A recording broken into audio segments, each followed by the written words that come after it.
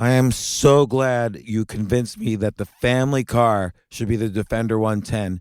It is so beautiful inside. It's so comfortable, and it just feels indestructible. Yes, it really is. I've been waiting a long time for the new model to come out. The Defender 110, I'm telling you, it's my favorite car of all times. It's my third one.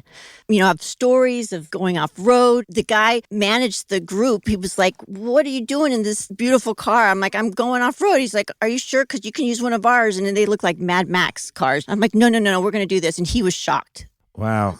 Well, it's great because the Defender has been reimagined for 21st century adventure, and its unparalleled off-road ability, as well as its robust interior, are invaluable whether you're headed towards uncharted territory or just a weekend of exploration. The Defender 110 tackles challenging surroundings with absolute confidence. The SUV conveys strength outside and in, featuring peerless technology like an intuitive driver display and an award-winning infotainment system. That's my favorite part, to keep you connected no matter where the journey takes you.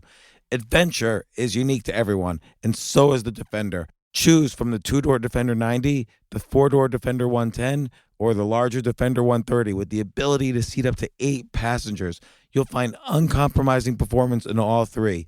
So pack up and go even further with the Defender 110. Learn more at LandRoverUSA.com/Defender. Today's episode of Ask Altucher is being brought to you by us, the Choose Yourself Network. By now you've probably heard James say that choosing yourself is about making sure you have multiple streams of income. Well, if you're retired or just looking for side income, we've put together a free business plan for you. You can download it right now at jamesaltucher.com/income. It's a great idea, perfect for anyone looking to build multiple streams of income. You probably walk around every day and see plenty of opportunities, but who has the time to chase them all? Instead, James has started keeping track of his best ideas, those that anyone can do. One of them is so unique he wanted to share it with you. So just go to jamesaltucher.com/income and download his free report today. And now, here's today's episode of Ask Altucher. Hope you enjoy. This isn't your average business podcast, and he's not your average host. This is the James Altucher Show on the Stansberry Radio Network.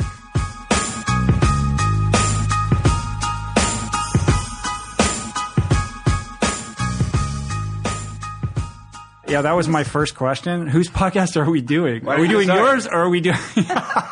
Are we going to share this? We can share the audio file and both use it, I suppose. Yeah. I guess so, but, what would be the best use? Here, now, just take the I don't know. Yes, we could talk about it. Of course. We'll see how it goes. 1, 2, 3. 1, 2, 3. Looking fabulous. This is great. It's Instagramming and selfie. We already started, by the way. Yeah, of course. We have to. That's how it works. I want to Instagram. All right. He's going to go get his phone. So I just want to start then. I'll just tell Julie how amazed I am. I've been trying your meditation ever since you came on the yoga podcast, and it has been like a trip for me. It's been amazing what has happened, like including inhibitions that have been lifting off of me, and I'm really grateful for that. This is incredible. So, tell us, what are some of the inhibitions that have lifted, and what are you doing now? What's happening? What does your morning look like? It's crazy. I have to leave the house early even. It seems I have lost all shame, and I'm ready to start rapping. That's so great. See, I knew. Things get interesting. See, the artist exists inside each one of us. No, I'm psyched to hear that. That's true. That's very true. There is a creative person inside all of us, and all it takes is that little encouragement or that little, him looking at me and saying, of course you can. And I'm like, wow, yes, I can. Yeah, literally, she wrote this morning 10 reasons why she should be CEO of Twitter. I know, I was going to get into that. I was going to say, how is the campaign going? And how is the meditation playing into this campaign? You laid out a very compelling argument, I would say. And it's just because I told her, yeah, you would be qualified to be CEO of Twitter, so then she just wrote this post. I looked at him. There were some really good ideas. Right? Thank you. I looked at him and I'm like, are you saying I could be qualified to be CEO of Twitter. And he looked at me in the face and said, yes. And this, my father told me I should learn how to type. So I always thought there was a ceiling. But when he said that, I was like, well, maybe I can. And my 10 ideas were solid. I hope Twitter flies me to San Francisco. Yeah. Well, Dick Costello is a stand-up comedian, right? Yeah. Right. For like a while, Right. not as a hobby, that was like his thing. Well, he tells a joke. He was at a reunion of Second City, which is kind of the renowned improv place in Chicago where all the stand-up comedians learn their trade. And so he was at a reunion, and Steve Carroll comes up to him, and they're talking, and Dick is already the CEO of Twitter, and Steve says, too bad it didn't really work out for you. Yeah. So. But maybe now he'll go back to Second City. Yeah, exactly. He's going to end up on the cast of Saturday Night Live after being CEO. He's going to land on his feet. But I think, getting back to the meditation as the, support and the portal to you discovering this superpower that you have inside of yourself. I think we all have superpowers, and really, I often feel it's like there's this thing called divine mind, and it's sort of like this field of every potential, every outcome, every possible event. And tapping into meditation is being able to merge with that force. And so it's almost like you can fall into the gap of meditation and stillness, and somehow you become one with this stream of divine intelligence. And you really can do anything and be anything and experience anything. And I think it's even way beyond what we know here in the 3D physical realm. I think it keeps getting more and more fun. Yes. Is what I'm trying to tell you. Absolutely. So go for the rapping, and then after that, it could be wild. Well, we definitely always do whatever is kind of in front of us that seems like it will help us, I don't know, either learn more or help others or, whatever. So, for instance, you guys coming into town, and by the way, we haven't introduced any of us, but, we do that later. It doesn't matter. Rich Roll and Julie Roll, Claudia. It's Julie Pyatt. It's Julie Pyatt. And I am Claudia Azula. Claudia Altucher. Azula, James Altucher. We're all hanging out, doing a podcast together. So this literally at your dining room table. Right. Yeah, and Rich just displayed an amazing capability show of putting together podcast equipment on the go. This is literally like podcasters on a dining room table drinking tea. Yeah. That's right. Like Seinfeld's. There's no show. agenda. We actually had a whole unrecorded podcast that transpired before we turned the elevator. On, so, yeah. The elevator podcast. But anyway, it's a pleasure to be with you guys. It's been fun watching your journey together and separately, and watching you guys grow. And James, I said this to you, last time we spoke on Skype, but I've been a big fan of your writing for quite some time, and so it's really fun to meet you guys in person. And and vice versa. I mean, I was on your podcast, I think, about a year or so ago, and now you've been on mine. You guys have been on podcasts. With Julie, yeah. And so now this is the first time we're meeting. Right. Well, I don't know if you remember, I came here on the cusp of snowpocalypse, and we had arranged you were going to come into the city to do the podcast in person, and then we got hit with the huge blizzard, and that didn't happen. So we ended up doing it by Skype. But we get those in New York, and they're horrible. You guys are so lucky to live in California. Well, now we have a little water problem, but that's true. What's the problem with the water? Lack of water. Okay. Lack thereof. Doesn't California? It has always something have that, to do though? with the reason that we're plant-based advocates. But California is in a desert. So it's always going to have... It always does, but it's particularly kind of acute at the moment. So it'll be interesting to see how it pans out. Like even all the snowpack is melted. Like it's rather dire. Yeah. So now, how did you guys meet? Because it seems like, and we discussed this a little bit, Rich, but it seems like when you first met, you were probably 100% different. And now you're only like 50% different. Yeah. He's definitely still 100% different. No. Are you going to answer that, or why are you on your phone? You go ahead. Okay. I'm busy. Yeah, I think I mentioned. I think I said to you. Yeah, she's like on her phone. What are you doing? Put that away. Turn it off. So yeah, I mean, we're very different in certain respects, but we met in a yoga class. So at least I was sort of inclined to, sort of look into maybe a better path than I was living.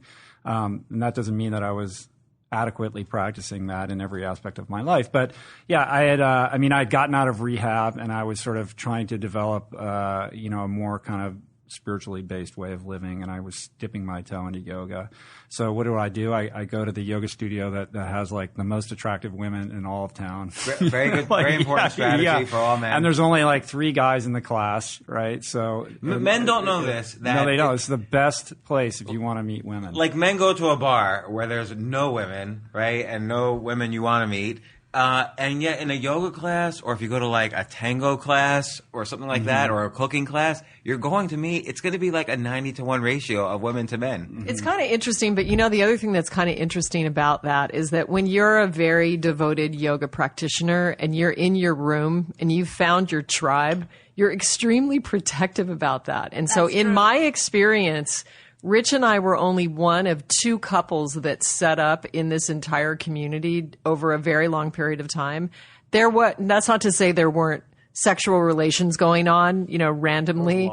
There was a lot of that. But there always is. But I would say that, if it started to get serious, it was like, whoa, like I don't want to invite her into my room or him into my room because this is my yoga. Like, if it goes bad, then it's not so good. But No, were you the teacher, Julie? No, she wasn't the teacher. She was in the class, and I'd gotten out of rehab, and I made this commitment to be celibate for my first year of sobriety, and I actually practiced that, and it was a very empowering, illuminating experience. That actually it was amazing, to put it bluntly. You were like a monk. Yeah, it was a very kind of powerful, period of self-reflection. But anyway, I started going to this yoga class, and like Julie said, it's sort of like, well, I don't want to, like, I really enjoyed going to it. And I figured if I like dated someone once that year was up and it didn't go well, then there'd be that weird awkwardness of like going back to that class. And so I had my eye on Julie, but like it was, we kind of knew each other for quite a while before that actually transpired. But it was a pretty interesting time and a very interesting yoga class. Like, Russell Simmons would come to this class. Like, there were some pretty interesting people who dropped in. And the other couple that ended up getting married that basically connected the same weekend that we originally hooked up, that was Bobby Shriver and his now wife, Melissa. Yeah, so it was like some pretty amazing people. Bobby Shriver, like related to every other Shriver? Right, exactly. Yes. Yeah. I have 2 questions for you on this. First of all, the only other person I ever heard of that went a year celibate became a very angry man.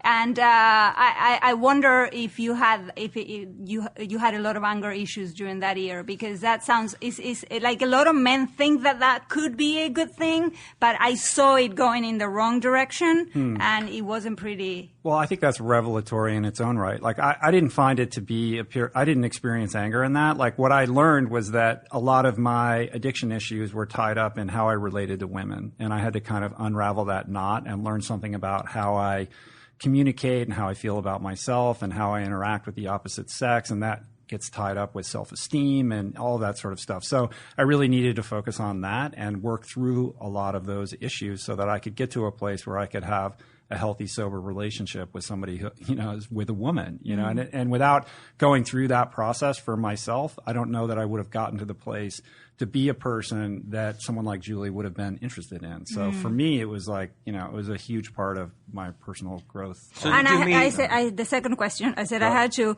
My second question was, who spoke to who first? I don't know. Here, you talk. Well, let's see. A friend of mine told me that Rich, was interested in me, and at the time I thought that he might be. That sounds very high schoolish, by the way. It was very yoga. Actually, talking to her friend. Like, yoga. Don't tell her. Right. It actually was. This was very high schoolish in the yoga room during those days. But I thought Rich was probably gay because he hung out with a certain guy in the class who seemed very gay. And also Rich was also he was lifting weights more at the time. So he was kind of a little bit more, he can bulk up like really quickly. And so I don't know. So I thought he wasn't really he wasn't in my field. I didn't think that was happening. But later I found out there was a joke. Rich told a couple friends, that when he saw me, you should tell the story. Well, Julie was like this wild animal. Like she, like she was this exotic wild animal. And at the time, Did you have like a lot of like hair on your armpits? well, she had and on legs she and had stuff? like orange and blue like streaks in her hair, and like I'd never experienced like a creature of this sort before. So I was fascinated and intrigued, and I was like I just knew, you hear about like. It's so cliche to, love at first sight or something like that. But like I knew when I saw her, I was like, just like completely fixated on her. And there was something inside of me that I said to my friend, I was like, that is my next girlfriend. Like I just knew it, And it's interesting because like I had gotten out of a marriage disaster and I was like right out of rehab. Like I was not a vision for you. You know what I mean? Like I had a lot of problems and a lot of stuff to like work through and rebuild in my life. And I always thought, well, my next girlfriend is going to be like 24, like no, like no baggage, like really just simple. And here, I'm like walking this path towards this woman where, she's in the process of getting divorced. She has 2 sons and she's, a couple of years older than me. And there's a lot of, sort of complicated things that are revolving around in her life. And it's sort of, it's that adage that, you don't choose the person that you love. It's like it occurs. And so, but it was kind of interesting and precarious. Like it wasn't like what I thought was going to happen. It was exactly the opposite. And I was getting out of a 10-year marriage. And so, I had plans to just date and be really wild and just do whatever I wanted to do and be free. And he was looking for, like he said, a much younger girl. But the one common thing is neither one of us were looking for like marriage. And it actually was divinely worked out because I was extremely protective of my sons. And so I would not let him meet them for about 9 months. Wow. So on the weeks that I had them, I just didn't see him because I was not going to just bring, a bunch of people, into the boy's life and out and all that. And that was also fine by him. And I think it gave him the space and the safety for it not to be like, oh, there's two little kids, and they weren't his. So How old were they? They were 3 and 4. Wow. 3 and 4. And so, yeah, it was this process. And I have to say I'm extremely surprised. I am. When I first really talked to Rich, it was at this retreat. Actually, it was on a yoga retreat. Then we had gone on retreat. And so I sat down and talked to him kind of at the retreat. And in the first conversation I had with him, I was like, oh, shit, this guy's like, he's a marrying guy. Like, he's not like a dating guy. Oh. And I knew. How could you tell he was a marrying guy? It was like a memory or a resonance or something. Like I'm sure we know each other from past life, and I mean, there's no way that we would that he saw me and picked me out of the room and was like, "That's going to be my next wife." It's like you recognized. Yeah, it's a recognition underneath. It's like I talked to him and I was like, ugh, like because I just wanted to date, and it was like this was the exact opposite of that. So yeah, and it's he turned you around. Yeah, I mean, I think it's been amazing. I mean, I think in the early days there was a lot of, kind of acclimating that we were getting used to each other and sort of figuring all of that out. And I would say that, his path in sobriety and what he learned from being sober has been, a beautiful part of him because there was always a ground for conflict resolution and, discussion and getting to the other side in a very intimate way. Like, so, being really honest, but being willing to own your side of the street and actually go through to the other side. And so we made it through some of these obstacles, that are, I think, characteristic of a new relationship. And I have to say, I mean, what Rich and I have experienced it as a couple after then having our own 2 kids and also going through just the life transformation that we went through, I never imagined this level of intimacy was possible. Wow. So it was not obvious to either one of us, but it has turned into, a really amazing union. But I kind of think, too, you guys are similar to us in the sense that many of the things that you do professionally, you do together, right? So, I mean, you just have this book, Plant Power, out together. Which we love and we're eating yeah, from. now she's, every recipe is like out of out of Plant Power. We're eating plant-based. I'm not allowed in the kitchen, so every recipe she makes. But so it's similar to us. Like we spend like 18 hours a day together, or however many. So just because we're always working together on things. Yeah, I mean, it's pretty interesting. Like, there's a lot of overlap, I think, in your relationship and ours, and I'm interested in hearing how you guys make that work. I mean, you guys really are integrated in what you're doing. I mean, you kind of have your own little fiefdoms, but if you drew the Venn diagram, there's quite an overlap. And I would say it's similar in what we do. I mean, we kind of have our own separate things. But we're united and we're very like in sync in terms of like what our collective mission is together. And that doesn't mean that, I mean, we don't spend 18 hours a day. No, we definitely do not spend 18 hours a day, and we would not survive 18 hours a day. So we're very different in that way. But yeah, I would say with us, the global mission is is exact. And then we have very different ways of operating within that. And we're a great team. Like, I mean, I think the first time that we found out, we made a film together. We wrote a feature script and we made a movie, and a 20-minute movie. And we worked on that together. Yeah. It was really fun, really amazing. And Rich directed, and he's a brilliant director. He was really great. So anyway, we knew then that we were a good team. And then, because when you're working on a movie, it's I mean, I think it functions because there's a yin and a yang. Like Julie has a skill set that I don't have, and vice versa. So I mean, how does that work with you guys? And how did you dip your toe into the idea that you would be working together? And what have been kind of the pitfalls, and how have you navigated that? Yeah. Well, I fell in love with James pretty much instantaneously. We met on J-Date. I'm not Jewish, so I'm sorry. How did you get on J-Date? Is that a violation of the terms and service? I think it's illegal. It kind of is now. Like they really don't encourage Claudia just didn't understand. She didn't read that part. No, I'll tell you exactly why I went on J-Date. I went on J-Date and Match because I wanted a boyfriend that would pay his half of the rent. Like, I was tired of paying the rent every time for every boyfriend. And so I thought maybe a Jewish man will be able to. Sort of like reverse anti-Semitism, Oh, Jews are going to pay rent. I've also lived in New York for like 20 years now, so, you end up... You're like honorary Jewish. I had a collage. I wanted a Jewish guy with glasses. And literally, she had the first time I went over her house, she had like a vision board, and there was a guy with like black curly hair and glasses, like taped to this vision board. And a yoga mat. And so I'm like determined at some point to like track down this guy and say, you're actually the one on the vision board, Claudia. This is who she sees when she looks at me. Exactly. But of course, he was married and he had 2 children. And not when, I had 2 children, but I wasn't married. You were in the process of divorce. Right, yeah, I was separated. You were separated.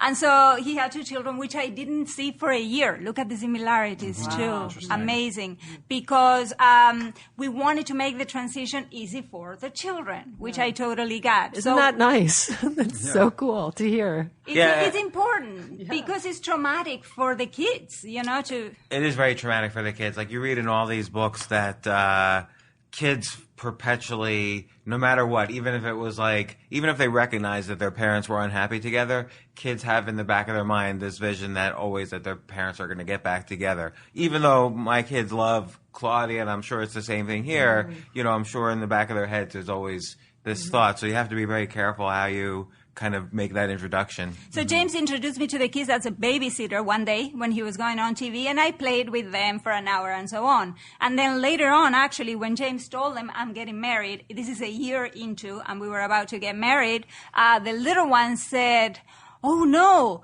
And so James said... Yeah, she started crying. Like, I had to pull over. We were driving to meet Claudia for the first time, or they didn't know it was going to be for the second time, but it was really, they thought it was the first time. And my little one started to cry, so I pulled over and said, look, let's just talk about it a little bit. And she was very worried, actually. Of 2 things. Yeah. No, one thing. One thing, really. She was very worried, and this is like a Disney propaganda thing, but she was very worried that her new potential stepmother was going to have black hair. It's going to be evil and wicked, right? Yeah. Exactly. Oh, that's so amazing. Oh, no. Yeah, and so when I said, no, she actually has, brownish, reddish hair like you. And then he said, I think you're going to like her because you already met her. And they're like, oh, is that the one with the Spanish accent? And he goes, yeah. And he says, she said, oh, I can leave. She didn't say, I can live with that. She said, I can leave. She literally thought I could have killed her. Oh my goodness. It's amazing how Disney has propagated this idea of the evil stepmother is so embedded in our culture. Like stepmom's Thank getting you. a bad rap. So I say, well, we could do a whole podcast I on know. like how Disney is. Don't get me started. in some places, Star Wars is pretty cool, but Star Wars is going to be changing. great. Yeah. Yeah, it's changing, but it's true. It's like what is being, this is the fairy tale. Well, this is a really important issue. And this goes back to, Claudia was speaking to me on her podcast about the imbalance in spiritual teachers, predominantly men. I'm sure there are some women teachers that are imbalanced. I have not met any in my entire life. Neither have I. You haven't either. However, always imbalance in men, but we have to start to look as a collective on how we're objectifying women and how early it starts off, that it's implanted in the children at such a little age that any peripheral woman in the community is evil and going to kill you or poison you. Like, it's like, who came up with those to begin with? And the other thing is that as a woman, you need someone to rescue you. Like that is the whole paradigm, and it's set up at a very, very, very young age. Yes. And this is violent against women, as a matter of fact. And we all play into it because we've all been raised in this humanity paradigm. So, we've all, as women, we've been the seductress, and we've played the sort of helpless, I need some help. And as the male, you guys have been taught, I have to be the protector. I have to sweep in and make it all better. And when we look at this spiritually, the energy, the same thing, it's like a victimizer, program. So a rescuer is the same energy as a rapist, if you really look at it. And I know that sounds really drastic, but every being is an emanation of God and comes in with the divine blueprint with enough energy to sustain itself and even fulfill itself. Mm-hmm. So the very idea that something would be lacking and you would have to, get that from another source, it's not divine. It's not in divine alignment. But, I mean, you would have to say that there are occasions when rescue is necessary. It's not like... I mean, you have to qualify that a little bit, I think. I'm just there saying are scenarios that, where somebody needs to be rescued, and rescuing them is appropriate. But do men need to be rescued? I'm not saying categorically, but if every day I probably need to be No, I know, but I mean, I'm talking about. I'm not saying that as human beings we don't need each other and we don't interact with each other. But what I'm saying is that as divine beings, we are fully sovereign in our own right. Each being comes in with enough energy to fulfill itself, and this paradigm that's being implanted in humanity at such an early age, it's not in balance. And I think we're changing it. I think there are many people who are like you guys, that show that there is the possibility of a happy, balanced relationship between men and women. One thing we get in Ask Altucher, people they tell me, I don't know what a healthy relationship sounds like. And so I had no idea that's what we were doing. But we turn out to be a healthy relationship. And so it's good that, to have examples of, yes, it can work out, even if there's the stepmother. And yes, even if the stepfather comes in and two other children come into the mix, it can work out as long as we own that divine energy and we access it. I think it's an interesting thing, though, like, you mentioned it's the same energy, the rescuer and the rapist. And I agree, like, theoretically, but at the same time, because we are all grown up in this mythology, it's hard to pull away from that. Like, if the man is not the rescuer, there might just be, like, built-in less attraction from the woman. Not in every case, but in some cases, because we just grow up that way from the age of, like, 4 on.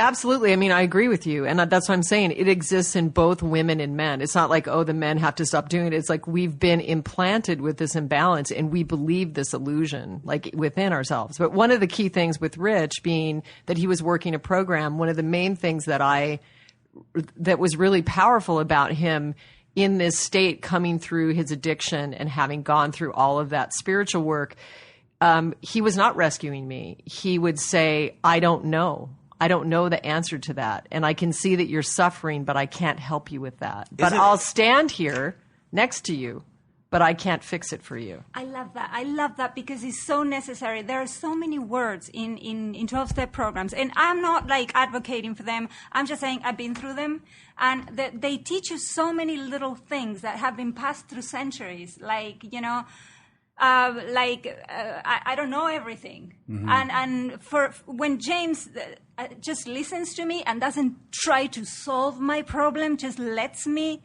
express that I am angry or whatever, is so helpful because I don't need a solution sometimes. Sometimes I just need to say, look, this sucks. Right. I mean, a couple observations with that. I mean, first of all, it's the great myth that every guy carries around that, when the woman has the problem, the guy just inherently wants to fix it. When in truth, it's usually like what you just said, where you just want to be heard and you want somebody to say, I'm here and I hear you and I support you. Not necessarily to solve the problem for you. See, that's the most romantic thing a guy can say to a woman. But it makes a guy feel helpless because our masculinity is tied up in this idea of problem solving, and it's an identity thing. But it's also...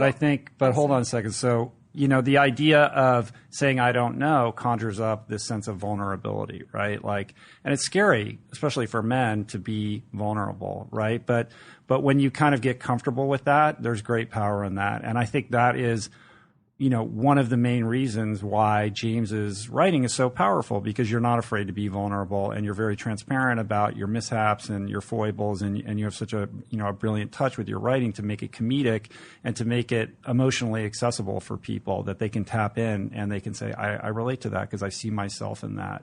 Well, but getting to that place, right? Like, how did you arrive at that place where you got comfortable with being that person? Well, I think a lot of it had to do with, just in terms of the writing, everybody has, as you were saying yesterday in your talk, everybody has their hardship story. We all have been through everything. And we've all been through things that we're so ashamed about we'll never reveal. And at the same time, there is some level that will reveal that people are going to be like shocked. Oh my gosh, I can't believe he or she is saying that. But that reminds me of the 10 times I've been through that exact thing that I would never tell anybody. Mm-hmm. So I write some of these articles and people will, good friends of mine will start tweeting or whatever, too much information. And then privately they'll email to me and say, oh yeah, that happened to me and this happened to me and don't tell anybody. Don't tell it on a podcast. And so, but yeah, I think a lot of people, I think men and to some extent everybody, but everybody needs to be like this perfect success. And I think being comfortable with where you are right now on the path, on the journey to wherever you're going to be, which could mean saying, I don't know, is part of that path. Mm-hmm. So you have to not know to start the path, because we come out of like the age of 21, like we just got our head filled with all sorts of bullshit for like 18 years. And then we're supposed to have this purpose in life. I just got an email today. I'm 18. It was from someone in India, so he was very polite. I'm 18, sir, and I'm very depressed because I don't know what my special purpose is in life. And I'm like, you're 18. Just write me again in 10 years, and I'll remember this email. Don't worry, and we'll talk about it. So, yeah. You send him my meditation and get him on that. Yeah. But I mean, yeah, the idea that we're supposed to know, what we're supposed to do with our lives by that age, or by any age. Like where I'm 47, I have no idea what I'm doing at age 48. So exactly. I'm going to be an ultra marathon runner. No, but you were saying earlier about this is something that I think is very, very powerful, and that's doing what's right in front of you. Right. That's a very present, conscious way of being, and so, any act, any activity, anything can be a spiritual practice. And what better way to bring you to the now moment than to do what is right in front of you? So I've had this experience when we've gone through different kinds of hardships, or, the road has been maybe a little bit more rocky. And when you really start looking, you go, okay, well, what do I have right in front of me? And when you really stop and you look, you'll be shocked at how many resources you have right in front of you or things That's to a great do. point. Like, look at what's right in front of you and then take like one action, because then you're doing an action. You're not just in your mind thinking, oh my God, bad things are happening. You've analyzed what's in front of you and you're taking one action, doing something with what's in front of you. Now, stillness and silence and meditation is good too, but often we're so much in our head, there needs to be an expression of that to move forward problems or whatever. Yeah, and one thing I wanted to say to Rich's point about men, we are wired to think that we need to find a solution. However, and I can't speak for every woman, but when a man becomes vulnerable, there's nothing sexier. It's like the sky breaks and thunders and like, oh my God, who is this guy? So for any guy listening, Yeah, it's true. It's true. It's like he said, I don't know. But it's paradoxical because you want men to be strong too, right? You do, want but it both. that You want is it both being strong. ways, and That is being that's strong. very confusing.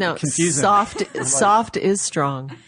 being vulnerable is very strong. That's like, what's braver than being vulnerable in front of a woman? Well, look at your relationship. So you were 40 and on the staircase with, the potential heart attack, and you had to be the rescuer in some sense with the diet and change of lifestyle. And of course, he had to make the decision, but I think you were very much a rescuer. But actually, no. So I have to share with you guys the inside scoop to this story. We promise we won't tell Don't anybody. tell anyone, okay? It's just between us here and on this table. No, we'll see. Okay, so I had kind of been caught in that paradigm. I had been, Rich was eating junk food. He was dense. He was struggling. He was not using, not drinking, but his alcoholism was, gripping him at different times, the energy of it. And he was having a hard time, struggling. And I had healed myself of a golf ball sized cyst in my neck through the use of Ayurvedic herbs and a plant-based diet. So I had demonstrated my ability to connect with food in a very healing way. And I kept sort of reaching my hand out to him like, honey, here, just take my hand and, I'm going to help you. And the more I reached for him, the more paralyzed he became. And I couldn't figure it out. And why do you think that was? Well, because who wants to be told what to do, right? I didn't, it's sort of like she's coming at me, do this, do that. All I hear is like, I'm doing it wrong. And so I think it brings up a lot of, baggage about, how I grew up and parental stuff and all of that. So it immediately throws a wall up and I resist. So it was my natural inclination to shut the door. When somebody's trying to tell me I have to change these habits, at the time I'm thinking, look, I already gave up drugs and alcohol. Just leave me alone. What do you want from me? You know what I mean? Let me enjoy at least this aspect of my life. Pizza and chips. Yeah, let me enjoy my junk, my. Potato chips are vegetarian. Yeah. So, and the thing on my end, so I had, many, many, many friends that were all telling me just how right I was because I was clearly living the cleaner life, right? I clearly had a better grip on things, right? So I tried many things over really almost a 7-year period. I begged him. I reasoned with him. I threatened him. Did you ever get, though, disgusted to the point where I can't do this anymore? He's never going to listen to me. I'd rather be with a guy who's going to at least have this lifestyle that I have.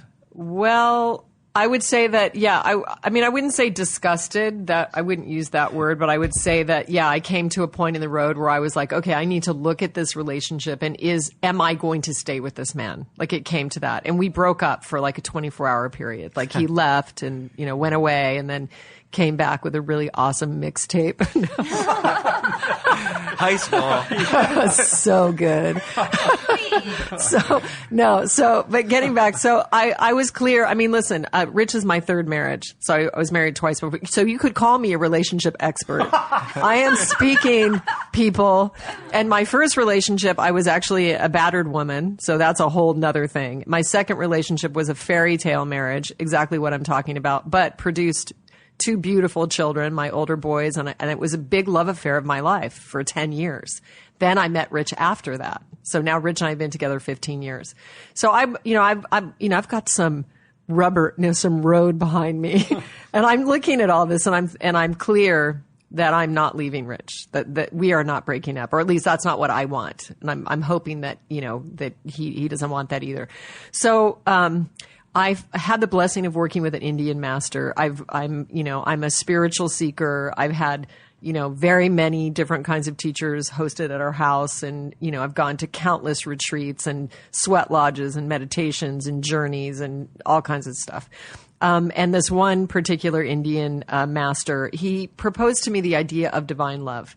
So he said, divine love is simply like the sun. It loves you simply for your essence, how you are right now sitting there, before any achievements earned or before you've done anything, just the very fact you exist at all, it loves you unconditionally. So, and then he was talking about human love and how human love is a business arrangement. So you meet somebody, you project the image, the guy on the vision board onto you. And then later, after you discover that, that who you're married to is not the illusion of your image that you projected onto that person anyway, then you get angry and disillusioned with them. And so for some reason, I guess I had beaten my head against the wall so long, for a good 7 years. It took me a while. Did not get this that soon. And it was tricky because I thought my reasoning was so altruistic. It was for such a good reason. And then I realized that he was a divine being of God, just as I was, and I needed to release him to his life. I needed to stop to need him to self-realize this lifetime or experience life the way I was going to experience it. So I released him, and I really did release him in unconditional love and compassion. And it was when I let him go that his transformation began. Wow. Yeah, so I think what happened in that is that, I could feel it was almost like a vacuum of energy. Like there was a shift where it was very palpable. I'm like, oh, I don't feel like, there's nothing coming at me anymore. And so what that does is it flips the mirror, right? So suddenly I'm like, oh, wait, this is on me? You mean like I have to make a decision about how I want to live my life, And that decision is not going to be based upon somebody else's approval or seeking that approval or gaining that approval, right? And so I think that was something that was like new to me, and I was like, oh wait, like I have to take my own inventory here, and that was the beginning of like planting the seed of like, what do I want and how do I want to live, and is this the path that I want to take, and taking responsibility for that for the first time, I think, and that kind of coincided. That was happening shortly before the staircase thing. So it's like, had Julie not sort of consciously made that decision at that time, I don't know that the whole staircase kind of narrative would have transpired, in the way that it did. So, and just to be clear what that narrative was for anybody who doesn't know your story, you practically you were walking up a staircase and you were so out of breath and your chest was pounding and you were overweight and you were having lots of problems. You couldn't make it up the staircase. Right.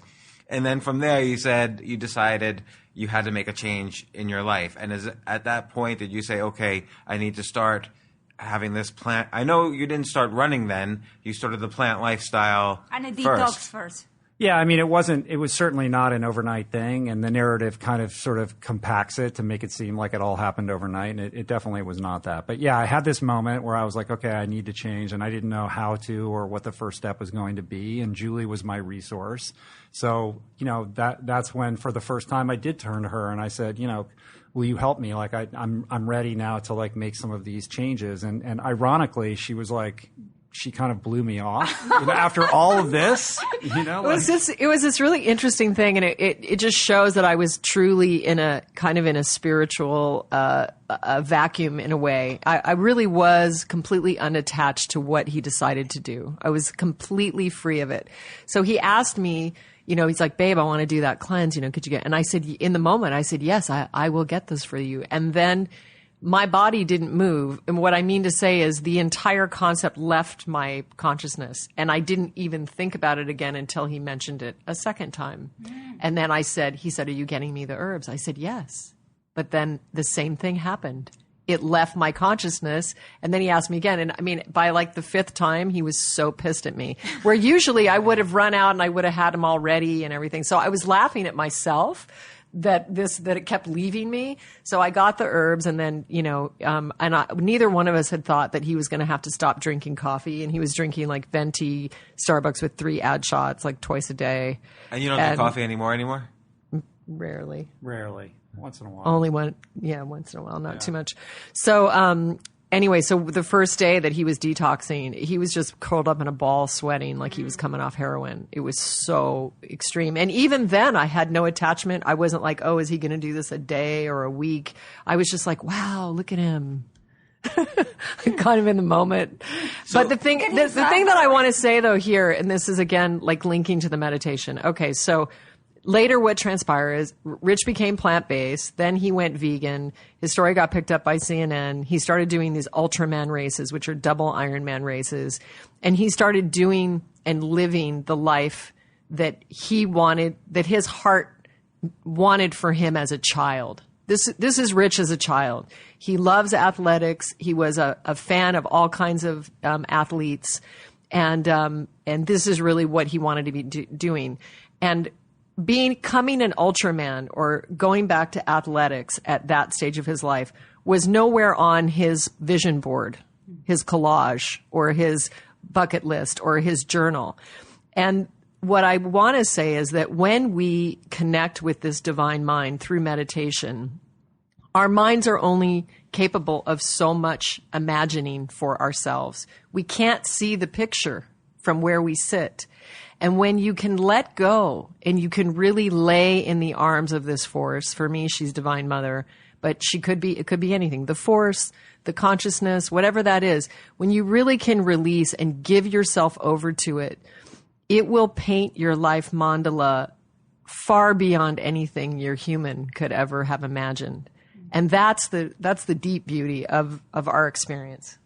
The one thing I want to say, and correct me you guys if I'm wrong, but in the same way that I think for a woman, the most amazing thing a man can do is say, I don't know, tell me, you talk to me, is like really seductive. I think for a man to tell them, I really like what you're doing, I appreciate you and I support you no matter what you want to do, I'm here for you, and never tell them they're doing anything wrong, because it seems to me men are very fragile in that sense. So if they're told you're doing it wrong, they're going to shut off immediately. Am I wrong, or am I striking a chord? Like, Well, are you saying I do that wrong?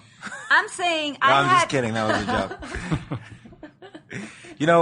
But it does remind me, though, that of our book, The Power of No. She basically, in her own way, didn't say no, but made him ask again several times. So she was supportive, but you were sort of not quite saying yes, but kind of not quite saying no either. But that is the power of no, where you say it a couple of times, and then it sort of throws it back at them. Do I really want this? And then they push for it. Mm-hmm. Then it's okay. Mm-hmm. But and I never spoke about this, and it's a secret, but I had an experience similar to Julie, not with a spiritual master, but with a therapist, because James and I, when we have issues with the children, and we really have no idea what to do, which is sometimes, we visit a very wise therapist, anyways. And this guy, first of all, he pointed out I wasn't listening to what he was saying. He says to me, do you hear what he said? And I'm like, yeah. And he says, what did he say? And I couldn't believe that after listening what I said, I actually had not heard him. And then he said, you're telling him everything he's doing is wrong. And I'm like, oh my God. Mm-hmm. I've been telling him everything I've been saying has been pointing out, look at how this is not going well. Look at that is not good. And that therapist turned me around, and I stopped doing that. So now I even wrote a post, should I die, for the next wife of James, you should know, always tell him he's doing the right thing.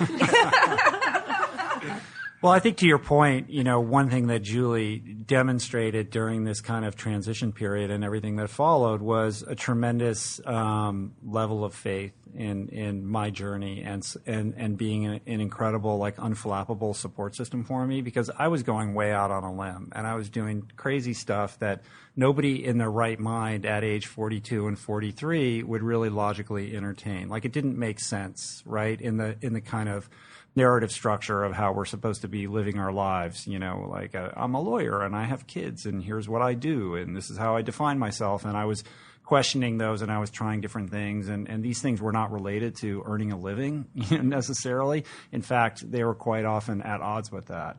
And it would have been very normal or expected for Julie to say, look, you got to quit this nonsense. Like, what are you doing? Like, we got kids and you got to stop messing about, and like, where's the bottom line? And let's sit down and we got to, you need to, like, correct your ship right now.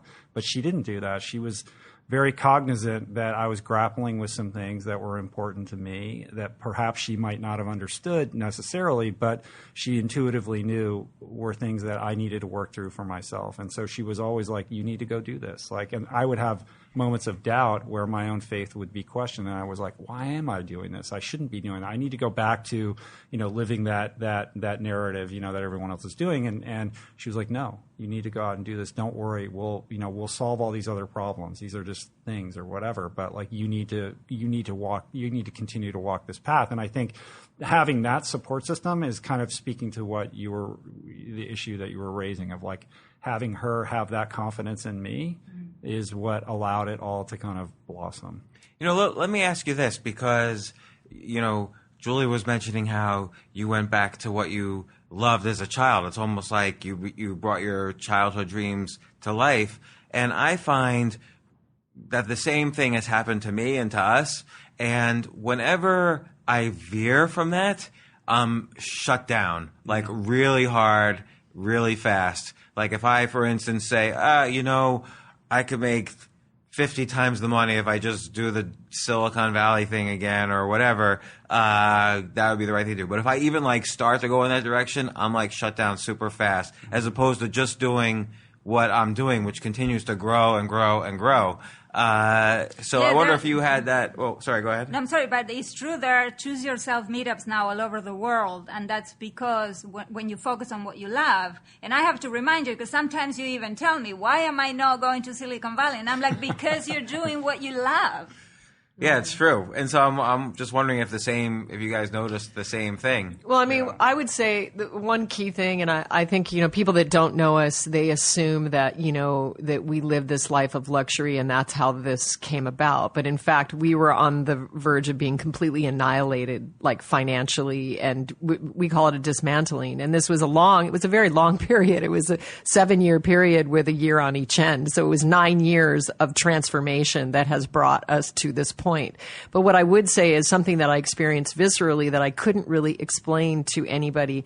And if anybody's listening and they're going through this, they're going to know exactly what I'm talking about. Because if you're being dismantled, you know what it feels like. It is like the energy is completely shut off to you in those older ways. So you could send out 1,000 resumes to Silicon Valley and you would never connect. It would never. Or if you did manage to connect, you would be in a lawsuit or something very, very problematic. By the way, yes and yes. Yes and yes. Did I tell you I'm psychic also? That's also a byproduct of meditation. I didn't send out resumes, but the lawsuit is... Yeah. So the thing is, and I got that message, when early on when this whole thing began, it was actually coincided with the birth of our fourth daughter, Jaya. But I was doing interior design and I was working, I was doing, boffy kitchens and buildings and I was, all in it. And I had a certain client and I literally got the message in meditation. It was a foreboding warning. You must stop now. Wow. Immediately. And if you do not, you will pay deep karmic consequences. It was like, it felt like death to me. Rich had to wrap that job up for me. I was unable to interact with that energy anymore in a business sense. And the message to me was, you can no longer work for money. The same thing has happened with us, which is that I would say in the past 3 years, all of my traditional business relationships have ended, like 100% of them. So now it's just kind of the writing and the things that have been coming out of that, like podcasting and other things, these meetups that Claudia referred to, and then all of our stuff has kind of worked together. But all of my business relationships, I had to stop. I couldn't.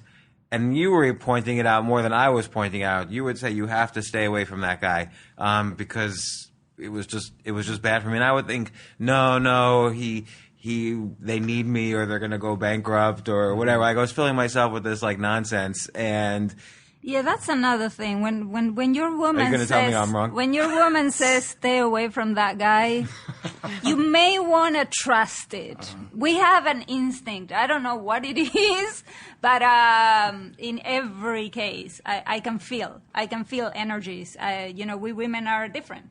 What can you do? You're totally mental, and you're going to go into that side of the brain, and you're going to analyze it. And we go from the gut immediately because I didn't, thank God, because I'm afraid of it. But we bear children, so we have a tremendous connection to the body biologically. So we feel it in the gut immediately, especially if we're balanced. I'm not saying every man or every woman, obviously. Mm-hmm. That's so interesting. Yeah, I think guys need to get hit over the head with it a few times before we get it, at least in my experience. But I think that's so interesting, because I see you, and I'm, like Julie was talking about projecting on other people. Like, so if I was projecting my sense of who you are onto you, it's like somebody who has talents in many arenas, and I see all the writing and the blogs and all crazy numbers of podcasts that you're doing, and also like being involved in all these different businesses, and I'm like, how does he even like how does that work like on a day-to-day basis? Like, how do you have the time to do that? Like, I'm trying to just grapple with it, and it's so interesting to hear you talk about how you're pulling your energy back and focusing on the one thing. I mean, it's like for me, I see your writing as being really the tip of the spear of what you're doing. I mean, you have such a touch and such a gift and a unique voice with that I'm glad to hear that that's where your energy is getting focused now, because anybody can go and work at a Silicon Valley, whatever, be a venture capitalist. There's plenty of people that could do that, but your voice is your voice, and nobody else has that. No, thanks. I appreciate that. And the thing is, what turned out was the less involved I was in business activities, the better those businesses would do anyway. So I'm just good doing what I do, like what I wanted to do as a child. So when I was in 5th grade, I would bring my notebook and I would write like either stories or this girl likes this guy and this guy likes this girl, and like everybody wanted to get into my notebook to know like what I was thinking about who was going after who, and so that's now I'm able to actually do that. The teacher had to remove the book from you, right? I wasn't allowed to. It was such a bestseller that it had to be confiscated from the school. It was a banned, but your first book was banned. I was censored by the First Amendment. So I think that the spiritual field of where we've entered is when you are doing what you love, and you're in alignment with your heart, then the manifestation of energy is abundant, and it's coming in many different ways. However, I think that as spiritual beings, we are having our needs met in the moment. So I think that there's not as much focus as like saving nuts up for, some future timeline. Like I always say, like, so does Buddha have a savings account, or, Jesus have a 401k just in case, or, it's like you're living in tune with consciousness at such a level. So it's not that we'll be playing with expansive amounts of energy, and some of those energy forms will be in the form of monies. And the beautiful thing is, having been so beautifully alchemized or beat up by life, and sort of washed around and tumbled a lot, we're in a very clean place, a very clear place. So when we do play with that kind of energy, we have the ability to share it with others and change other people's lives. And I don't mean by taking up like a big charity perspective, because, some forms of charity are the same energy as like an actress. It's just another ego trip. I'm talking about just being really vulnerable, open, and in service, really. But I told the crowd last night, we had a book release party at Powerhouse Arena in Brooklyn. And, the last thing I said is the reason that we wrote the Plant Power Way and the reason that we're plant-based advocates is that it's the first step to start to release the density that allows you to feel yourself. And we believe and we know that we're all divine emanations of God, the force, the consciousness. And so we need everybody to be who they are, their individual blueprint. And, that's really what we've tapped into, what you guys have tapped into, what we've tapped into. Definitely not an easy journey and not for the weary. Well, and there is a lot of scientific evidence that, when you explore these things, whether it's through writing or meditation or therapy or these groups or whatever, that you do have a greater sense of well-being, like, feelings of freedom, feelings of competence, feelings of better relationships. These naturally start to happen, as opposed to me having to spend an hour talking to some entrepreneur who's not doing the right things and trying to convince them and whatever. No one's happy at the end of that, and that's an hour of life wasted. So it's very important for that moment. The moments add up. So it's important for each moment to be as good as possible. So where are you taking this ship? Like, what's next? Like, what's on the horizon? Like, you just continue doing what you're doing and writing books and blogging and podcasting, or what's on the collage, the vision board? Well, I think we don't know. Like, we know that today, like, for instance, doing this podcast is like the right thing to do. And I did a Q&A earlier. I wrote a post earlier. She did stuff earlier. I'm excited. She ran for CEO of She ran for You CEO are of now. Twitter This earlier. is happening, Claudia. So we don't know at all. I mean, what life's going to happened. change when you become CEO of Twitter. Or you might have to move. We're going to move to Silicon Valley anyway because of her. But there's one thing we've known is that ever since we've started living this lifestyle, every 6 months has been completely unpredictable. Like, we can't predict it all. Like 2-3 months in the future. I'll tell you. I'm a yogi, and so I used to be proud of saying, and I had a lot of ego into this, I'm a vegetarian, which means I'm so much better than anyone else, right? I had that thing going for me for a while, and then I got somehow Lyme disease or something like that. They gave me a lot of antibiotics, and to get out of that, I needed to visit a Chinese medicine practitioner who actually got me out of the antibiotics, and he told me that I needed to eat meat. So I started to eat meat again, much against my shamed yoga ego self, right? And it's been a couple of years now, and I've recovered very well. And at the right time, i.e. 5 weeks ago or 6 weeks ago, I come across James telling me I'm interviewing Rich. I'm thinking, my God, yoga podcast, Julie. And then, I get Julie. We get the preview of the book, and we have in black and white and in color, which is amazing. And I have been thinking that the vegetarianism, you don't choose with the mind to be a vegetarian or a plant-based person. It kind of happens, because the body cannot adapt right away. And through that, you guys are changing me. Like, ever since I started eating like this, now I go to the bathroom very easy, and I seem to be okay without no meat so far. So I don't have any more ego about it, because it can change any minute. I don't know, but for now, it's fine. It's great. Yeah. But and what about you guys in terms of, like, you just published this book, you're thinking of doing a podcast, you're continuing to do the Ultra Iron Superman, all the marathons. Where does this take you?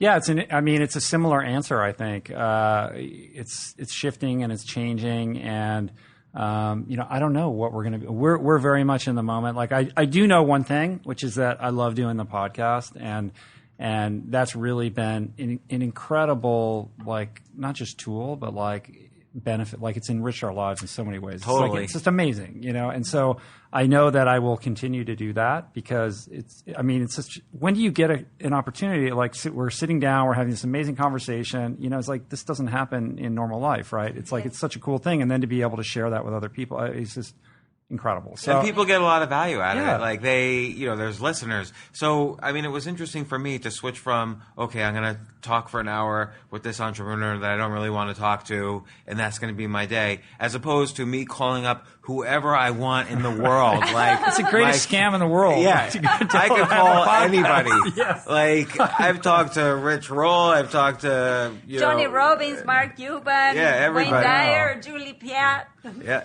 So it's really a great thing. Like, I highly recommend it for everybody. Yeah, it's amazing. And so I know that, like, I want to continue to grow that and invest in that. And, I'm trying to get it to, like, I've like played around with getting to 2 episodes a week, and it's like, it's a lot of work. That's hard. It's like a lot of work. So, I mean, I'm I've trying done to 3 get systems. Yeah. And like, you're doing 5 Ask Altugers. Like, how do you do this? Those are a little easier because most of that is just she and I talking. He basically says, come over, and I jump, and I'm ready, and we do them. And you just boom. Yeah. And But doing the interview shows where you have to do all the preparation, for a while I was doing 3 a week, and that was just too much because I make sure I read every book of the person. I make sure I see all the other interviews so I don't ask like the same things they've been asked a million times, or at least I ask them in a different way. So it was really hard. So now I've scaled that back to 1 a week because what Julie and I were talking about right before the podcast started is that there really is not a good business model for podcasting. No. It really is a childhood fantasy. Yeah. Like, you shouldn't do it if you're trying to make money. Like, it's Right. not about that. It's like it's crazy in terms of like a business model, but it's benefited our lives. And I mean, it's an intangible. You know what I mean? It's just a beautiful thing. So yeah, I encourage anybody who wants to do it. But understand, like, it is a lot. It's a lot of work. But I actually think it is. It is a very powerful business model. It's just a new business model. It's the new frontier, really, because. I mean, we know from the book signing last night, how many people are listening to the podcast. And the other thing that's so beautiful about it is that they all feel like they're our close, intimate friends, which is how do you connect with somebody like that? So your message becomes abundant. And that could translate to other types of abundance. Exactly. And that's everybody who came out and pre-ordered the book for us and everybody who showed up for us. And also, like, I'm out in the country in Ireland, and I get emailed from, podcast fan in Cork, and they come and pick us up and take us out to their farm and make us a plant-based breakfast. And, it's crazy, like how it reaches so far. So you don't know who you're affecting. And so I would say that it's a spiritual, mecca business model because of the activation that, that's going on. And particularly, because you have a message, and I feel we have not necessarily a message, but this is how we live our lives. People come up to me and say, "Oh, I love your podcast." They don't even know I have a blog, which is really where like my home is all my posts and writing. But a lot of people just know me from the podcast, which is really pleasurable. I never would have met that audience. Yeah, it's amazing. The podcast definitely will continue. And then beyond that, like writing books and, traveling around, public speaking, retreats eventually. Like, I don't know. Like, it's not like we have this scripted business plan. I mean, in terms of like the crazy races and all of that, like that's become less important. You know what I mean? It's like, how fast can I ride my bike? It's like, how is that helping people? You know what I mean? So the motivation has shifted into how can I be more of service to other people, and how can I carry this healthy message and help people transform their lives? And I think where, your message and our message overlap is in trying to help people kind of access their personal power to live more authentically, to who they are. Like the whole choose yourself thing is like so incredibly powerful, like after reading your book, and then when we were working on our cookbook, like we were going to self-publish our cookbook, and I almost felt like I betrayed you when the last minute we decided to go with a publisher because there's, it is such a powerful thing, and that's a difficult book. You know what I mean? So many photos. You can't self-publish your book because your book is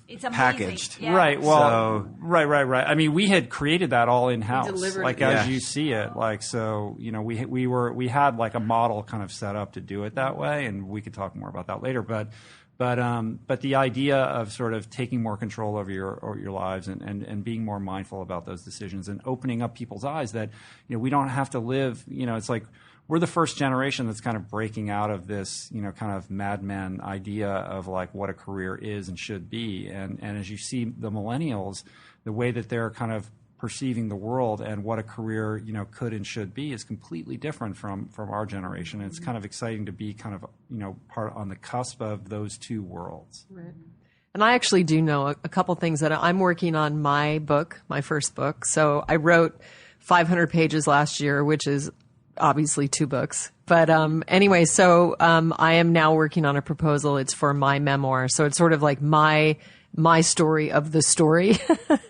So That's great. I'm very excited. And it, of course it will be all about the spiritual journey and the spiritual lens, that was, really the core part of this whole thing. I always say we're spiritual beings in a human experience, not the reverse. And then the other thing that's exciting for me is, I am working on the next cookbooks already. So I have a kitchen lab. And so once a week I'm working with my sous chef and we're working on gluten-free baked stuff, and then also aged cheeses and these kind of things. So I am that's continuing. So there's some momentum going there, and people see that on Instagram.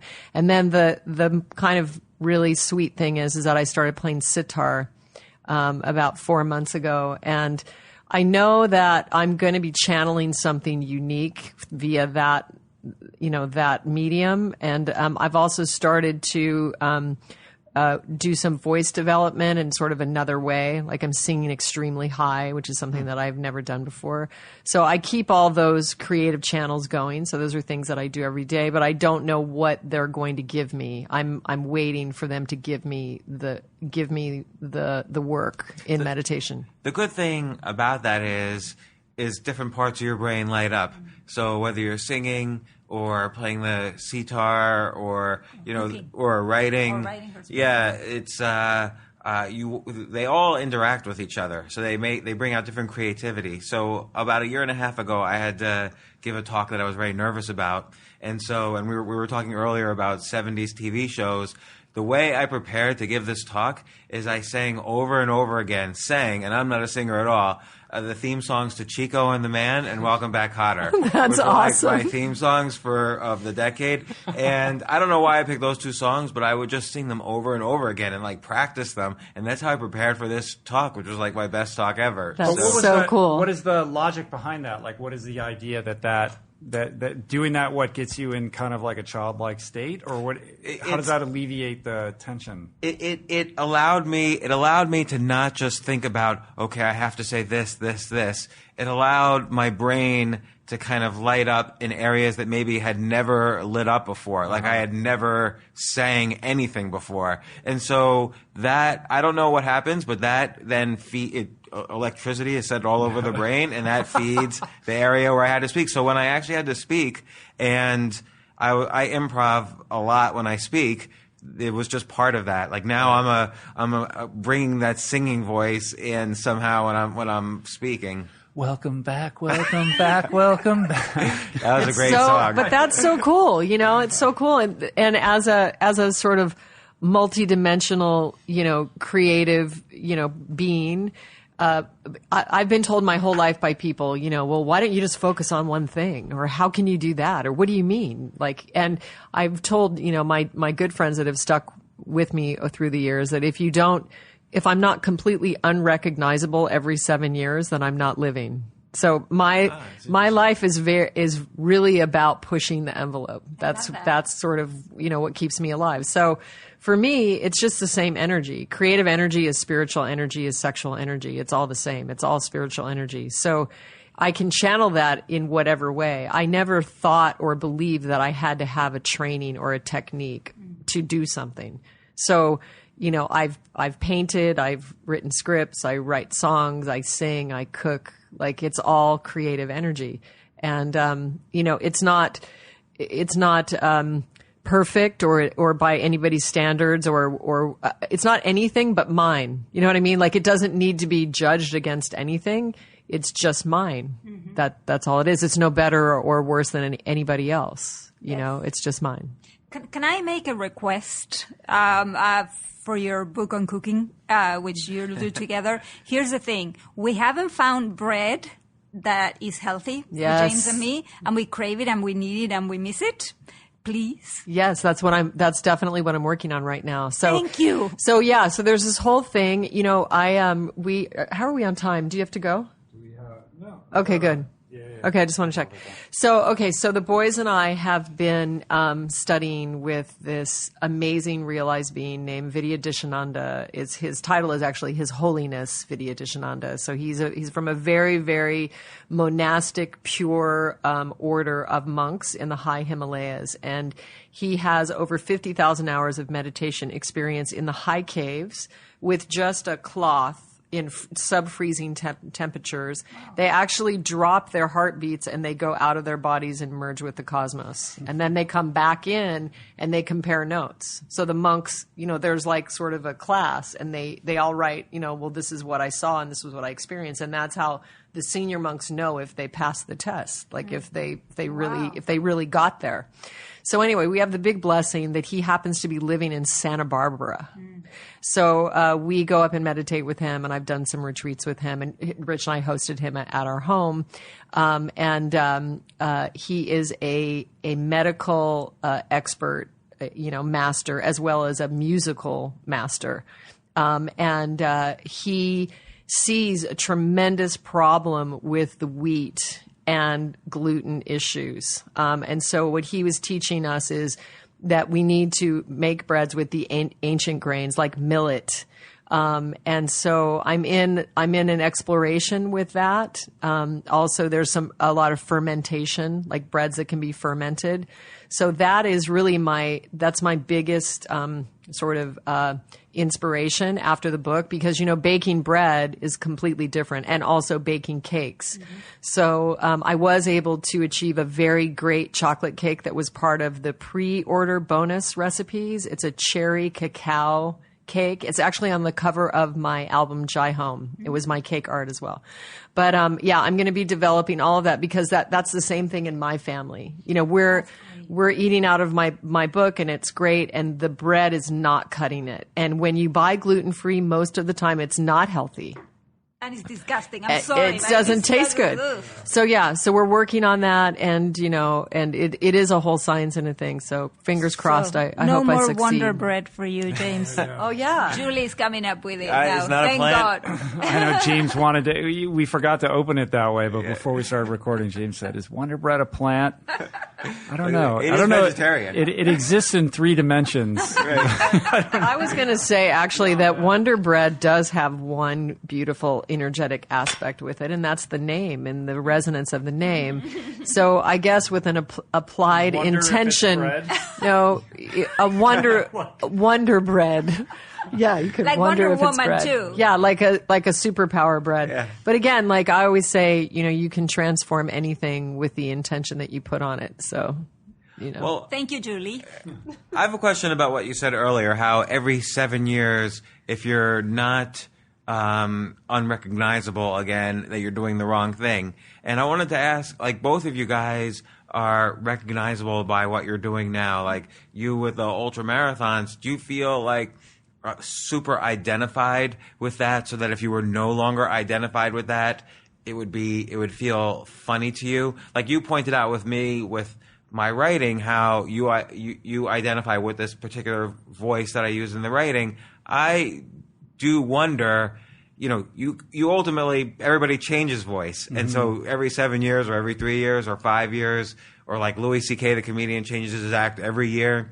So when do you think, and I've had this conversation even with Ice-T. So before we started our podcast, I said to him, if you appeared nowhere for X amount of time, how much time would it take before nobody talks about you? Right. And he said right away, 6 months. So it's obviously like everybody thinks about this. So what's your thoughts on this? The idea that you're no longer going to be relevant. Well, I first of all, that's a great question. And I don't know if anybody's ever asked me that. So, you know, thanks for that. I think that it's really important to not be dogmatic about these things. And I think, it's like, oh, Rich Roll, oh, he's the vegan, he's the, you know, ultra distance triathlete guy. And so these are the monikers, you know, that I kind of shoulder, and I'm comfortable with that and I'm cool with that. But, what happens if something changes and, I decide that I want to eat differently or I don't want to be an athlete anymore? Like, do I have to continue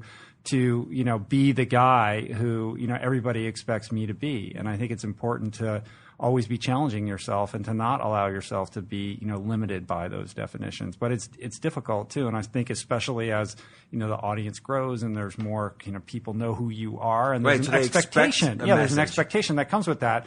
And so, we've been traveling a lot, doing a lot of appearances. And every time somebody says, what are you training for? What's your next race? And the truth is, I'm not training for a race right now.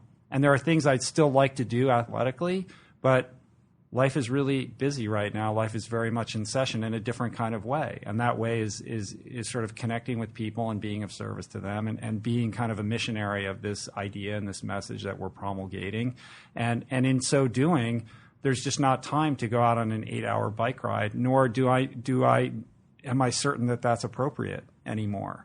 Maybe I won't compete anymore. Maybe I will. That door is open, but I don't want to be defined by that idea. Like, I'm almost 50 anyway, so it's like, how am I going to be doing this forever? You know what I mean? Like, I want to be able to find a way to continue the work that we're doing, but do it in a way that's sustainable and provides for my family and is, I don't know. I mean, so yeah, it's always being challenging those labels, I think, is important if you want to continue to expand.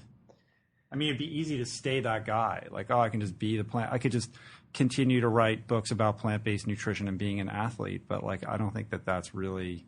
I think that there is more that can be said in different ways. And I'm interested in the growth. Yeah, I mean, I would say that really. I mean, how relevant are any of us in terms of the cosmos? Like, not relevant at all. And I agree theoretically, right? And you try to live that life, right? But then it's hard. Like something inside, like it's fighting. Your ego's like, no. Well, yeah. I mean, maybe.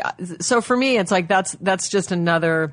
I'm very viscerally aware of how short or fragile this life is and what a blessing it is to be here. And that's one of the reasons why I was able to support Rich in this seemingly crazy, out on a limb thing that, caused our family a lot of financial hardship and a lot of, it was a hard journey. It wasn't an easy journey.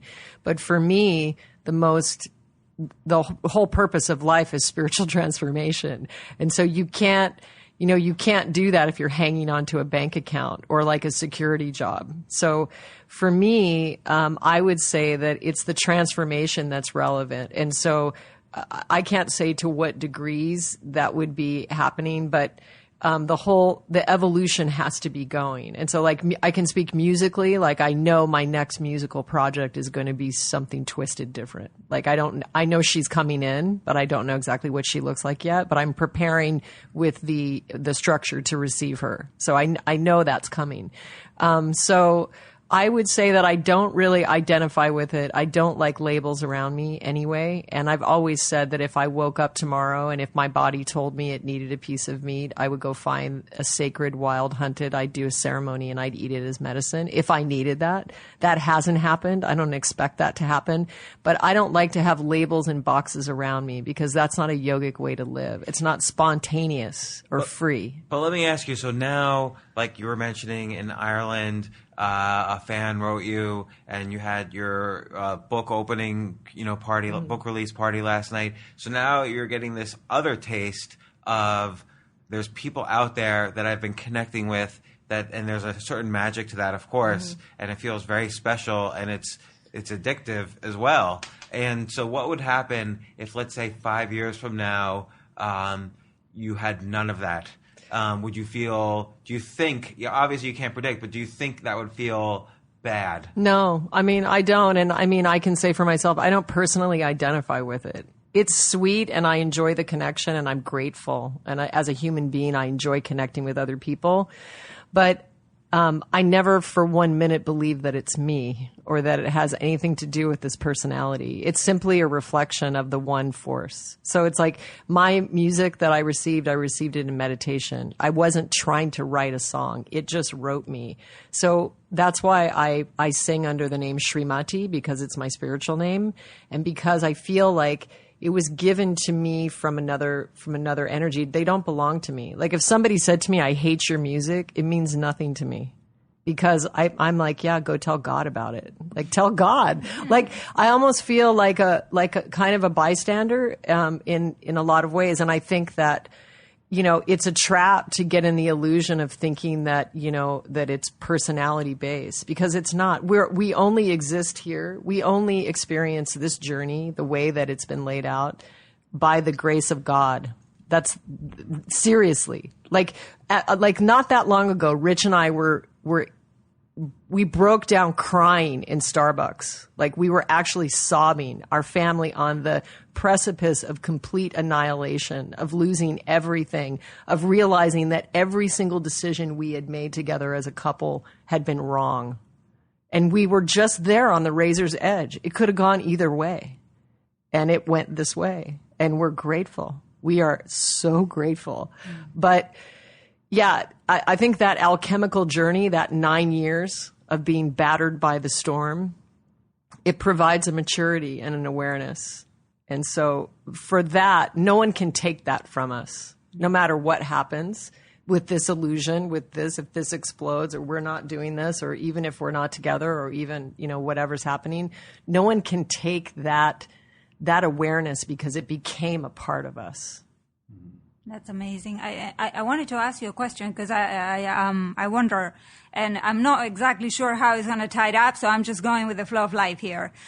So bear with me. But you know how there is a voice in the head that keeps telling me, you're not good enough, you're stupid, that's silly. That's how it goes for me. Have any of you been able to quiet that voice for a period longer than 5 seconds? That voice, I'm so familiar with that voice. I'm very intimately connected to that voice, and that voice has been with me my whole life. Like self-defeatism and poor self-esteem and the idea that nothing is ever going to work out and I don't deserve to have good things. I mean, that is my bedfellow, And so for me, and I think it's, it fuels my alcoholism. It's all very complicated and tricky, but I only get respite from that in moments. For me, it's like it takes relentless, constant work to always be trying to arrest that sense, because that's my default setting, from as far back as I can remember. Julie doesn't really share that, and she can speak to her own personal experience with that, and she helps me kind of navigate that. But really through meditation and through like the active meditation of the running and the swimming and the things that I do, I find relief, and that relief is hard wrought, and it's fleeting.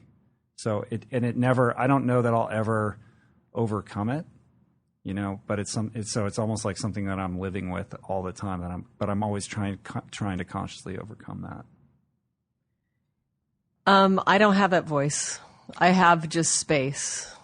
That's not to say that I can't have a busy mind. Like I have 4 kids, and if I have like stuff that has to happen, I might have those thoughts, but I don't have voices that attack me in a negative way. I don't have a negative voice. Did you ever had it? No, I don't think I ever had it. I don't think I ever had it. You're like a Martian. No, because she grew up, in the forest of Alaska, and her parents were crazy that she would roam free for 24 hours, like where she could freeze.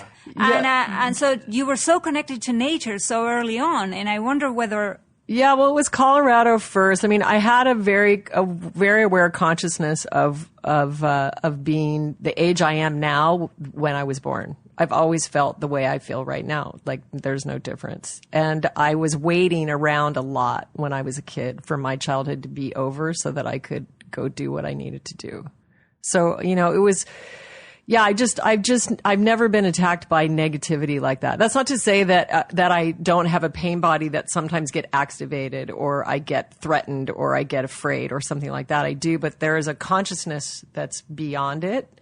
And, I also had this thing that I'm very compassionate with myself, and I'm very compassionate with other people. So I don't have a lot of judgments. about people or what they're doing or about myself. And I think that's something, maybe just the way I was created, why I was always able to try something. Just go, oh, I can paint, but I have no training in painting, but here, watch me. And then I just figure it out somehow. So I never had that set for myself, and I never really had that set for someone else.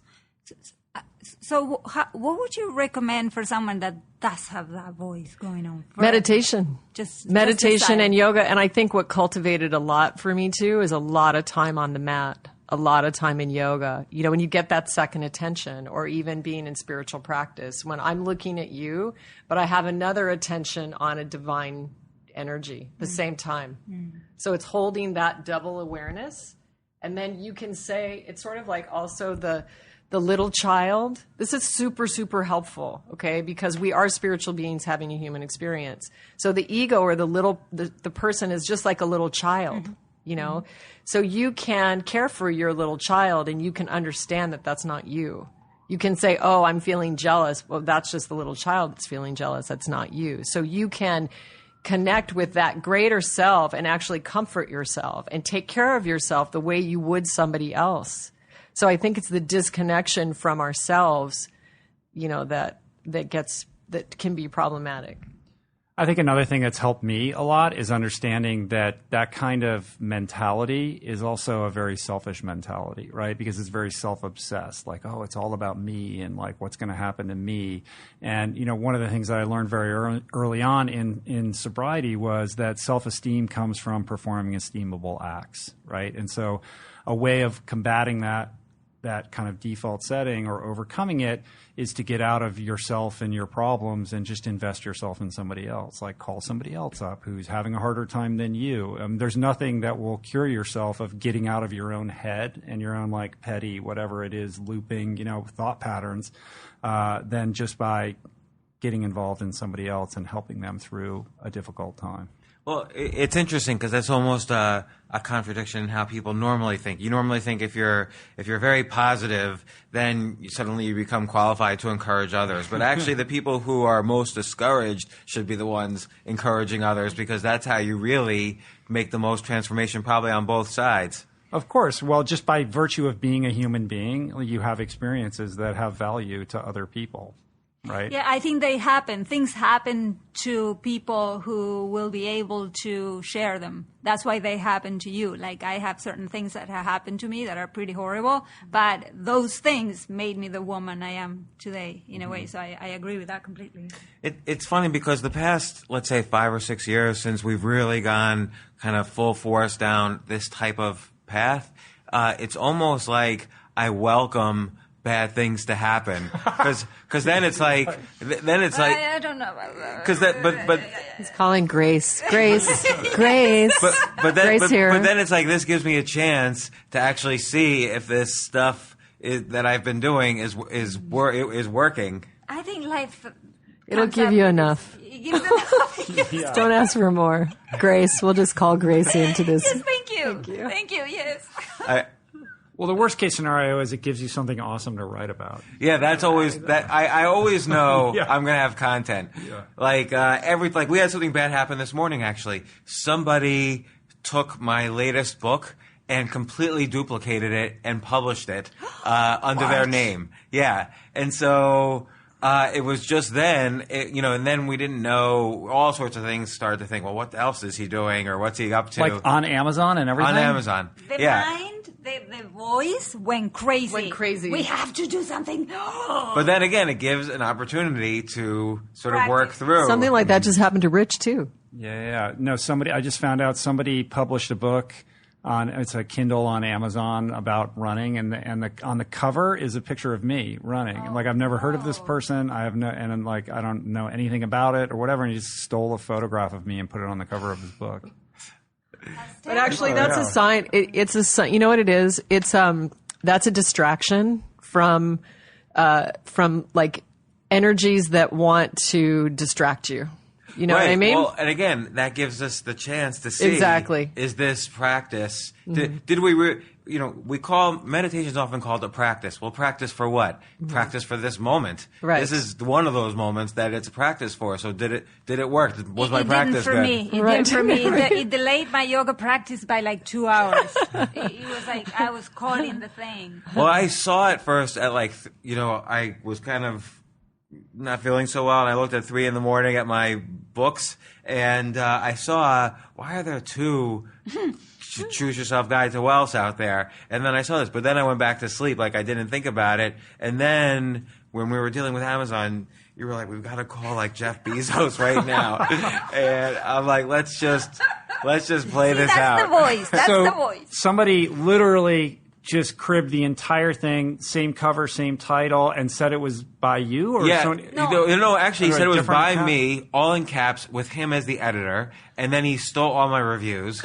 And so there were 2 versions of my book. I tried putting a Wow. 1-star review, and it went into the real book too. That's an amazing scam. So whoever's doing that is out there doing it to probably a lot of people. Like, and this we is saw just a he way is. of people He's done it to more than unknowingly just, accidentally buying the wrong book, and these Yes. people just profiting off of it. So I would call customer service, and I would say, listen, I'm going to give you a chance to be a real hero at Amazon right now, because someone has like hacked 1,000 books at Amazon. And she was like, I'm sorry, sir, I can't help you. And but finally, because fortunately we know people at Amazon, we were able to get things accomplished. And But I think it's down now? Yeah. And so that's what I figured would happen. So Yeah. That's interesting. I mean, I think that it's a great, this is how Julie and I are different, right? So like when I found out that there's this book out there and I'm on the cover and it's talking about the paleo diet and all these things that like are not who I am, I went insane, right? And I show it to Julie, sort of expecting her to have an equal, sort of response to this. And she's like, oh, that's interesting. So what do we, it just doesn't, she's like not investing herself emotionally in this at all, which I think is probably the more apropos reaction to this, because I'm spinning my wheels and going crazy. And the truth is, it's a quality problem. In certain respects, it's like, it's a compliment, and it's really just not a big deal. Yeah, my reaction was probably somewhere in the middle, because I saw he was getting sales. Like his Kindle rank was like competing with real Kindle that's rank. not good. So I had to wonder, like, how much money is he, kind of putting his hand in my pocket, which I don't really like so much. Well, again, I mean, it's not like I would want that to be changed. And I mean, I don't think that that's okay to do. I find it kind of ridiculously funny, funny that humanity works that way, or the illusion of that mind. And then at the other end, as I also see that energy will try to disrupt you. So whenever I'm in those situations, you can just go to Jedi Warrior. Okay. So if you're really walking the path, you're a Jedi Warrior. So have you ever seen a Jedi Warrior lose their shit on screen? Don't. No, they don't. And I'll tell you where your power is. Your power is in neutral compassion. So you just stay in 0. Wait, what does that mean? It Neutral means compassion. stay in your core, like actually feel the center, like 3 inches below your heart. Which Like I take a deep breath. I think take a that's deep what we breath. were able to do. Yeah, and just You still get take the action. You still take the action. You just don't get all emotional. Don't spike your insulin. Don't. Yeah. For instance, we tracked him down like personally because his name was exposed and we had his LinkedIn page. So I just wrote him a note saying, hey, no hard feelings. You just need to take this down. Right. And he never responded, but we did those types of actions. Sure. Given the resources we had available, as you were talking about earlier, we took the right actions. And that's all we could do. Then I had to write a post, and I had to do a podcast, and I had to do other things. What's so hilarious, though, is that it's so easy to find out who this guy is. Like, obviously, he knows he's going to get caught. And, what is the mentality that's going on there? He's just counting on you saying, oh, we'll just let bygones. So, in the meantime, he pockets a little bit and then just moves on to the next book. But he should have, if I were him, he should have at least done it in a fake name. Because he has actually books that he's written that he does make money off of. And I warned him in the note, you could put yourself in serious trouble here. You should not do this. Yeah. But I love the idea of him waking up in the morning and a light bulb going off in his head. I'm gonna copy James. Yeah. And he didn't copy any other books. I asked, why didn't he copy Tim Ferriss? Ferris's book or something. And I think it happened to you because you're going to tell this story then, because it's a great story. And, funny. all of this, talking to you guys, you not having the voice, he has it. Funny. I went crazy. Yeah, And that voice. Well, and that's that's the scary thing too. Well, that's the kind of tragic thing in a way. And it's like, you get these people that are impulsed and, they do horrible things. And it's not even them. It's another energy that comes in that basically kind of takes over. So you could call it the dark side. Yeah, you could but call also it that. he could be scared. He lives in Bangladesh, right? So he could be scared. He could be Yeah. broke or needed a little extra money really quickly. That's right. And so this was a technique. He was like, I have to do this. Yeah. I'm so sorry, James. You should write him a thank you letter because this Right. gave you something to write. Exactly. Right, exactly. Right. Well, but we have stuff like this, I would say, every other day. There is some experience that is so over the top. We have living to with write James about it. is like living with a tornado that's about to erupt. And the eruption happens about once a month. Guaranteed. Yeah, that's right. Maybe, Say- even a little more frequently. Beautiful. Well, I think we got to wrap it up because I got to go. I got to go. Okay. All right. Just go one for thing it. that I wanted to mention as a tool also to help with this, with the voice, right? So I think, we all know that if you just look at it logically and look at the cosmos and look at really how meaningful are we, even as a species, everybody's like, we have to save the planet. Well, the planet will be fine. It's a matter of if humanity continues to exist, the way we've been behaving. But Oh, wait. I'm sorry to interrupt. Yeah, on go that. ahead. So I said that recently. and someone freak out. Someone actually wrote a blog post saying I should be institutionalized in a Really? mental Oh, institution. no. Now they're gonna say it about me. I said the human species is 1 out of 8.7 million. Yeah. So who really... Yeah. I said I really like humans, but it doesn't really matter if we're on this planet if we exist or not. No, it doesn't. The planet's going to be fine. I mean, Do a lot better. If we that's were- right. Right, And definitely. it's up to us. And I mean, we're trying to do everything we can, but, so we'll see how we fare.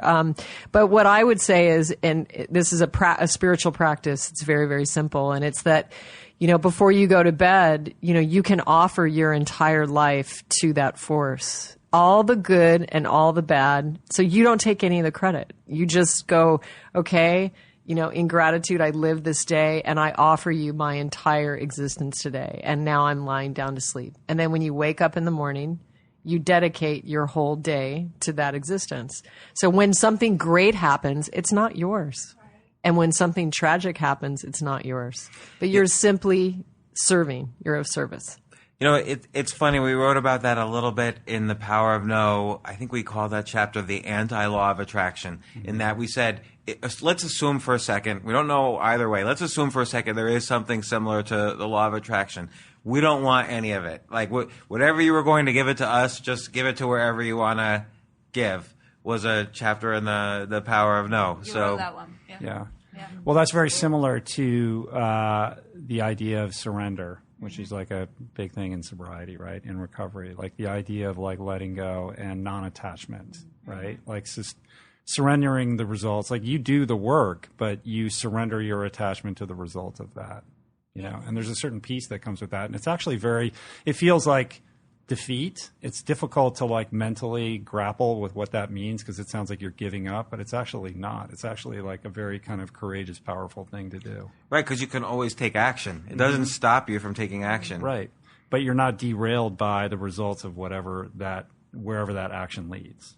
And you're not giving up, you're giving in to something greater than yourself, than the personality. And, it's beautiful. And I mean, really, if you look at it just logically, like even the most famous person that you've ever heard of in your entire life. So they die and it's on the news for like 5 minutes and then it's over. So it's like, what illusion are we creating in our minds, so that's why live the life that you want to live the life that you were designed to live. And the answer lies in your heart, and stay out of fear, do what you love, and you're going to be good. I love it. And thank you guys for joining us. Thank you. Podcasters Thank in you. dining rooms, drinking I know. tea, Yeah. discussing everything. We're still not sure whose podcast this is, but it will be It's somebody. It'll go on It'll be all of like them. it'll go. We've got five different podcasts. I feel like you interviewed us. I still have so many questions for you guys. So We'll have to do it maybe we can again. We'll Yeah, have to for do sure, it okay? In Yes. California. Yeah. Very cool. Oh, thanks, you guys. All right. Well, thanks so much for your time. Yes. You guys are lovely. You guys love It's each really other. delightful. We love So, each other. That's There's so much love in this We table. do. Cool. Mutual love affair. All right. Okay. Until next time, then. Yes. Peace. How do you plants? Plants. Namaste. How do you guys sign off? We just end. You just end. Come We dropped the on. mic. Yeah. That's it. Like James is like. For more from James, check out the James Altucher Show on the Stansberry Radio Network at stansberryradio.com and get yourself on the free insiders list today.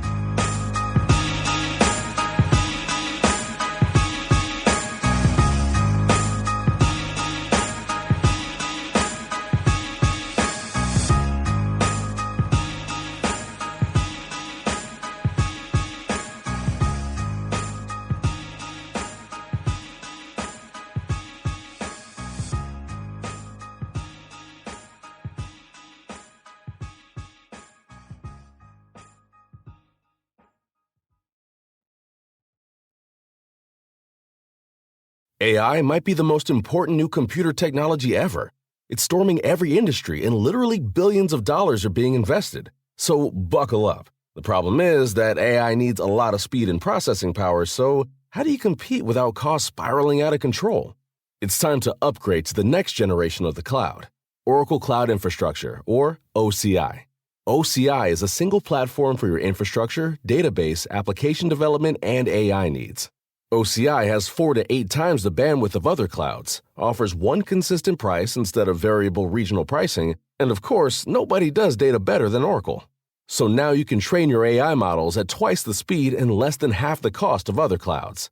If you want to do more and spend less, like Uber, 8x8, and Databricks Mosaic, take a free test drive of OCI at oracle.com/advance. That's oracle.com/advance. oracle.com/advance.